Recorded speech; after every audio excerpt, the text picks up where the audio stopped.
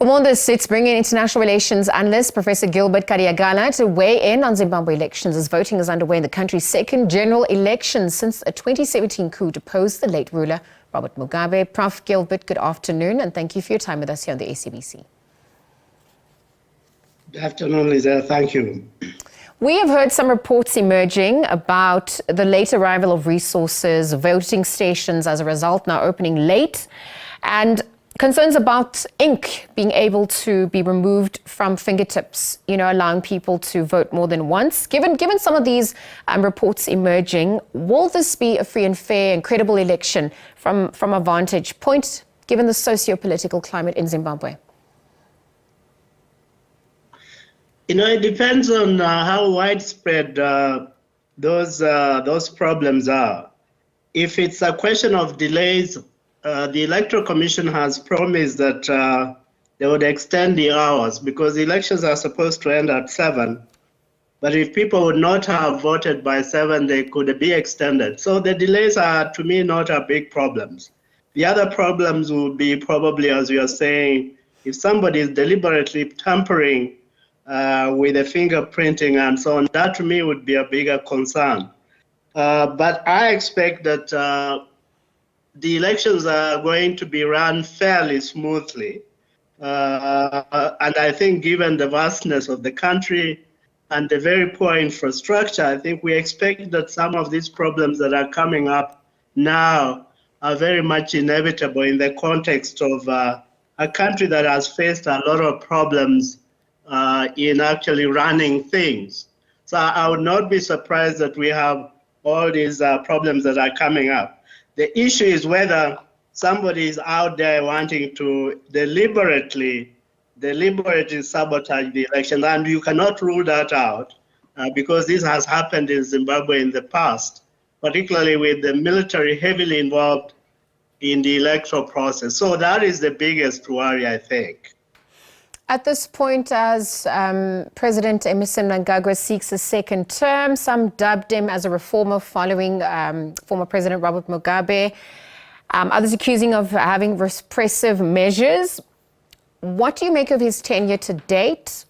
And do you think, what do you think the chances are as he squares off against Nelson Chamisa, has now officially become one of the main opposition leaders for him during these elections? There was significant optimism around Emmerson Mnangagwa's presidency, particularly after so many years of the draconian rule of Mr. Robert Mugabe. I should say here that those promises have not been fulfilled. In fact, things have continued in the very same manner as they did under Mugabe. And that's why some people are very skeptical about the ability of this election to produce any significant change. Not too long ago, the parliament passed a bill that essentially criminalizes association and criminalizes public meetings. So it was a very deliberate effort to say that we don't trust the people to make a right decision. And that is why these moves were made, in fact, to begin to disenfranchise the voters. So the reforms were promised, but these reforms have never occurred.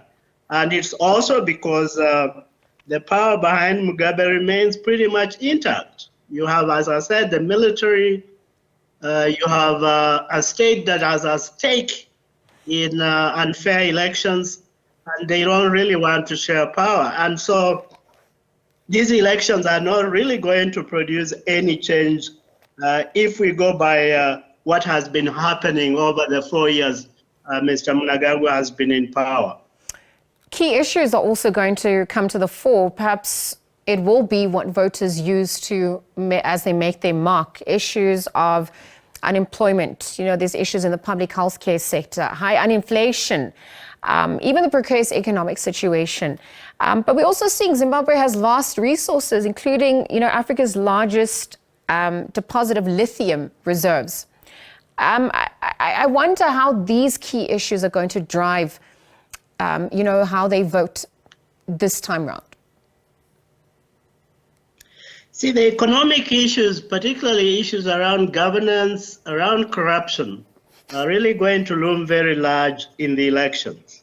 But it also speaks to the issue around there has been no attempt to redistribute resources, even though these countries are very rich countries, but the leadership has never been interested in the very bread and butter issues that now constitute the gist of the election. So we are going back to the same old scenario of the Mugabe years, where people are complaining about economic mismanagement, about corruption, about decline in their livelihoods.